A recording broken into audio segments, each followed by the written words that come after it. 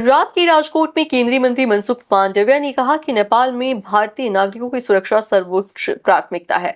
वर्तमान हालात को देखते हुए विदेश मंत्रालय लगातार फंसे हुए नागरिकों से संपर्क में है और उन्हें आवश्यक सहायता प्रदान कर रहे हैं। भारत सरकार ने नेपाल में फंसे नागरिकों को सुरक्षित निकालने के लिए हर संभव कदम उठाने का आश्वासन दिया है। स्थानीय अधिकारियों और दूतावास के माध्यम से नागरिकों को मदद मुहैया कराई जा रही है। वहीं सरकार की निगरानी में सभी जरूरी कार्रवाई की जा रही है ताकि किसी भी स्थिति में नागरिकों को खतरा ना हो।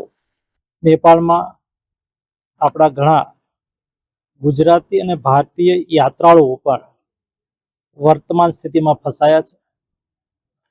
આપણું વિદેશ મંત્રાલય, આપણું વિદેશ દૂતાલય જે કાઠમંડુમાં છે એ પણ આપણા બધા શ્રદ્ધાળુઓ ભારતીયો એ સુખરૂપ ભારતની અંદર પરત પહોંચે.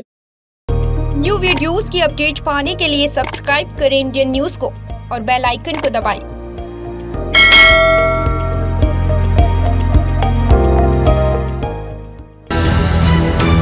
ये है इंदू ब्रॉडकास्टिंग प्राइवेट लिमिटेड और आप देख रहे हैं इंडियन न्यूज, हर पल हर क्षण हर सच।